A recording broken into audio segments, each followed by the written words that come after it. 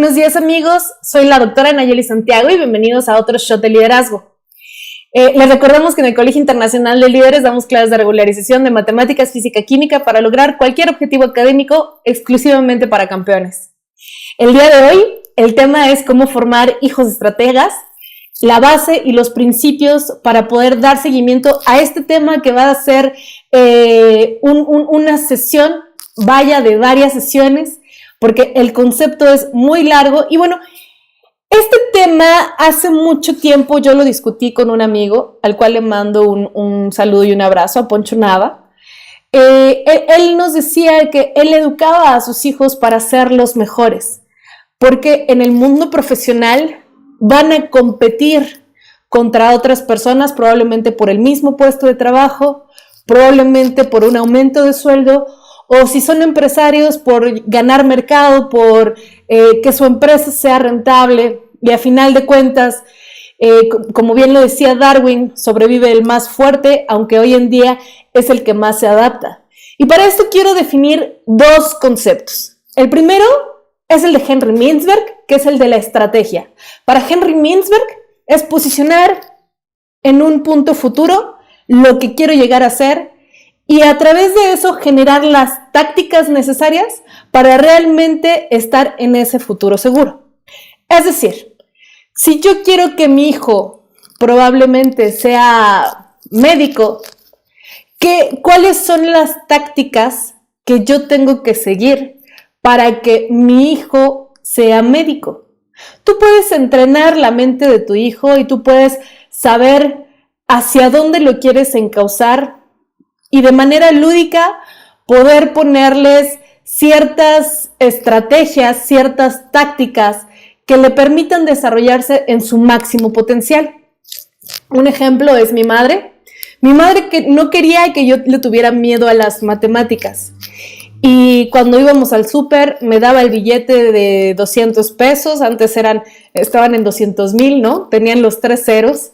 Y me daba a mí el dinero para que yo pagara y yo tenía que verificar que el cambio que me daban era correcto. Entre otras, íbamos al mercado y me pedía que yo pesara las frutas o las verduras que ella estaba comprando para introducirme las fracciones. De manera lúdica, ella fue incentivando mi gusto y mi amor para las matemáticas, y el día en sexto de preparatoria que le dije que iba a ser actuaria, no le sorprendió, aunque sí percibía que a lo mejor mis habilidades sociales también estaban muy equilibradas junto con las científicas y que probablemente estaba yo entre medicina, dado la herencia de mis padres que son médicos, y la parte social que tengo muy arraigada. En fin, no escogí ninguna de las dos, y gracias a las habilidades que desarrolló mi madre cuando yo era chiquita, sigo siendo joven, pues bueno, al final hoy tiene una hija actuaria y a través del tiempo empezó a desarrollarme cuestiones de liderazgo, me empezaba a llevar a seminarios de liderazgo, me entrenaba, me daban coachings, y vaya que hoy en día decidí tener una maestría y un doctorado en alta dirección, lo cual me hace perfeccionar esas habilidades que en mi niñez me fueron formadas o me fueron ahí un poco pintadas al grado de perfeccionamiento del día de hoy. En fin, ese es uno de los conceptos, la estrategia, y el otro concepto es la competencia. Y existen dos definiciones que van juntas pero no pegadas y que probablemente la vamos a ocupar en dos contextos. La competencia es la capacidad que se tiene para desarrollar algo. Soy competente para a lo mejor abrocharme las agujetas de mis zapatos. Soy competente para biología. Yo no soy competente, por ejemplo, para hacer líneas rectas. Me considero incompetente porque tengo un pulso malísimo. Pero la competencia es la capacidad que se tiene para desarrollar algo.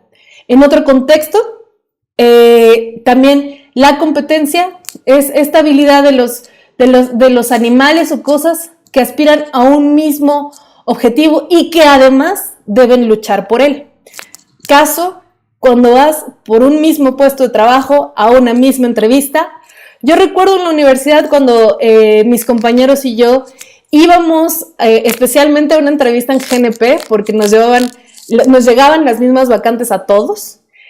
Y en esa entrevista en GNP no solo llegamos los actuarios de mi universidad, sino otros actuarios de otras universidades que a lo mejor tenían el mismo prestigio, pero tenían otras características diferentes que probablemente harían que cada persona demostrara sus mayores habilidades para demostrar su competencia. El punto es que este mundo no es de las personas que no tienen competencia, sino son de aquellas personas que mejor se adaptan y que mejor desarrollan sus habilidades. Quiero que te pongas a pensar qué habilidades estás desarrollando hoy en cada uno de tus hijos, hoy en cada una de las personas que te importan, o tú mismo, qué habilidades tienes desarrolladas, y si tú pretendes ser un médico, o a lo mejor pretendes ser un astronauta, o a lo mejor pretendes ser un científico, ¿cuáles son esas habilidades que te faltan por desarrollar? En ese sentido, la biología define esto como competencia. Está la competencia biológica, que es la lucha por la vida.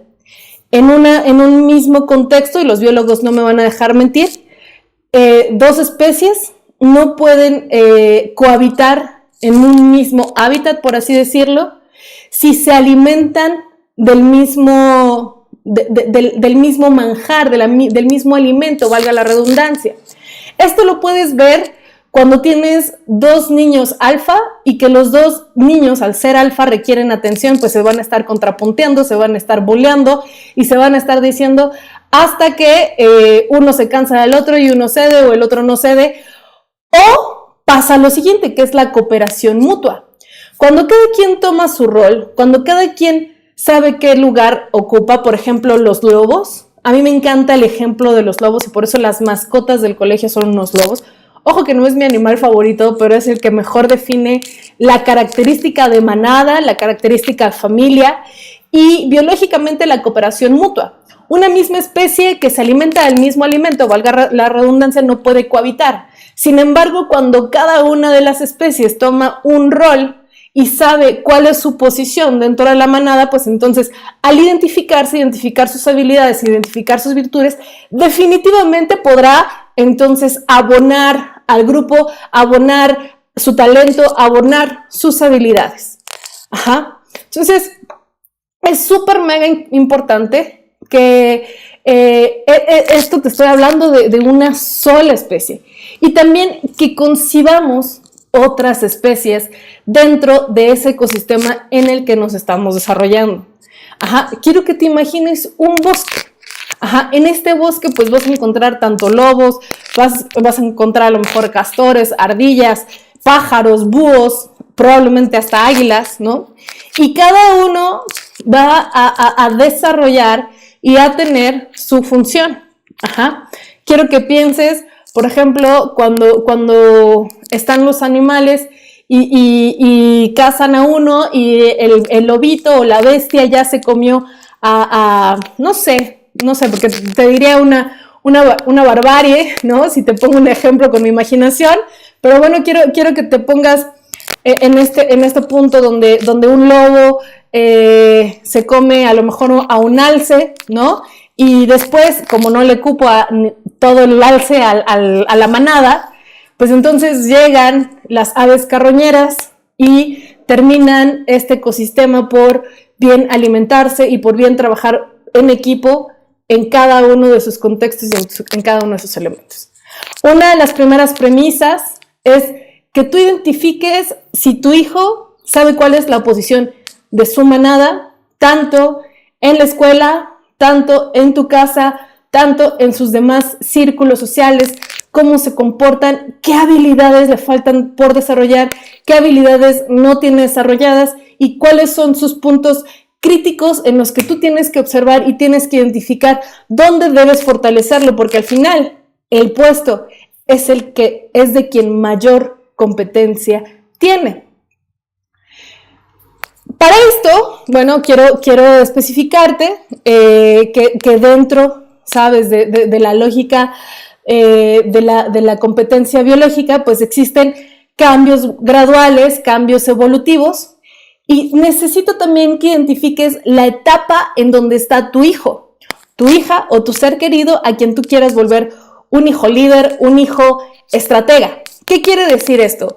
Hay muchas veces que tenemos a un bebé que deja de ser bebé y ya está en la etapa de niño y lo seguimos tratando como bebé, ¿sí?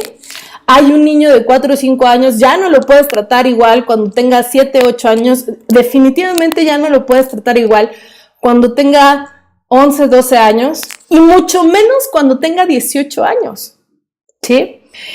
Tuve el caso de un alumno que sus papás lo acompañaban a las fiestas y vaya que no permitían al niño desarrollarse y desenvolverse y ser parte de una manada porque pues siempre tenían al papá o a la mamá ahí al lado, y no porque el niño fuera a hacer algo malo, ¿sabes? Era un niño, o más bien es un niño muy virtuoso, un niño muy disciplinado, un niño muy bien organizado, muy bien orientado, pero a los papás les costaba un poco de trabajo soltar la rienda por temores propios, lo cual pues ellos tendrán que concientizar, pero a la vez le estaban generando inseguridades al chico, el chico jamás había tenido una novia, bueno, en fin, no estaban permitiendo evolucionar y por lo tanto lo estaban desadaptando de un círculo social o de un ecosistema social donde solo sobrevive el que más competencia tiene.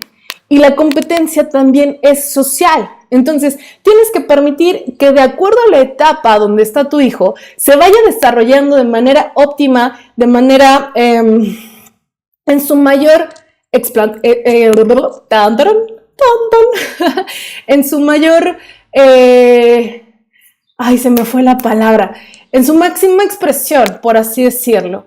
Entonces, para lograr esto, necesitas incentivar 2 cuestiones para que tu hijo sea estratega, ¿ok? 1, usar la imaginación. Déjalos usar la imaginación, que imaginen que están en el espacio, que imaginen que están en otra galaxia, a lo mejor que imaginen que están en la montaña, que son los Power Rangers. Déjalos imaginarse cosas y sé parte de esa fantasía, pero también ten la habilidad de aterrizarlos en la realidad. Cuando es un contexto de juego, fantasía con ellos, estimule esa fantasía, porque la imaginación es una de las habilidades más críticas del estratega. Otra cuestión muy importante es la capacidad de raciocinio lógico. Es decir, a mí me preguntan, Nash, ¿para qué me van a servir las matemáticas si yo me voy a ir a derecho o me voy a ir a diseño gráfico? Bueno, lo que pasa es que la matemática per se te da un desarrollo de raciocinio lógico. Lo puedes ir desarrollando en una cuestión lúdica. Esta cuestión lúdica de un contexto lúdico te puede permitir llevar a cabo que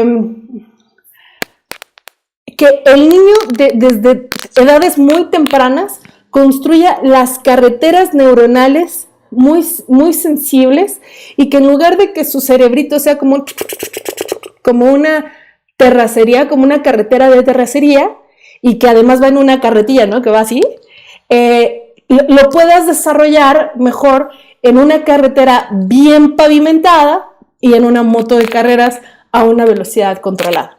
Para eso necesita un entrenamiento que, por cierto, damos aquí en el Colegio Internacional de Líderes para volverlos estrategas. Y bueno, un poco aplicada a la estrategia militar, antes de hablar de Sun Tzu y cómo aplicar la estrategia militar de Sun Tzu a los niños, pues bueno, debes enseñarle a pensar antes de actuar. Los grandes estrategas militares se enfocaban y se desarrollaban prácticamente como vaca al matadero.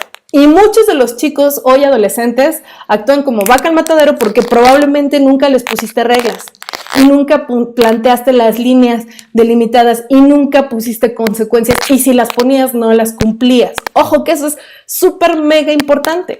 Entonces, pensar antes de actuar. Son 4 principios de la estrategia militar aplicada a el pensamiento estratégico de los niños, de los padres, de los adolescentes, de quien tú quieras. Estos 4 principios va a pensar antes de actuar, organización. El niño tiene que ser organizado si es un niño chiquito de 4 o 5 años, si él saca sus juguetes, va y pone sus juguetes en su lugar. Y así conforme va pasando el tiempo, vas desarrollándole o vas poniéndole orden y organización en su vida y él se va a acostumbrar a vivir en orden y limpieza. Otra de las cuestiones es la capacidad de reacción en las circunstancias. ¿Cómo se desarrollan estas circunstancias? ¿Cómo reacciona tu hijo ante un momento de estrés, ante un momento de poder, ante un momento de ira, ante un momento de enojo o ante el dinero? ¿Cómo reacciona? Ponlo a prueba y te vas a dar cuenta. Y la disposición, ¿qué tan dispuesto está tu hijo de realmente hacer cosas o dejarlas de hacer? En fin, el orden y el desorden dependen completamente de la organización y de la estructura familiar que tú tengas en casa. Las circunstancias van a definir el valor o la cobardía con la que tu hijo las enfrente y la disposición van a determinar el carácter en cuestión de fuerza o debilidad ante una situación.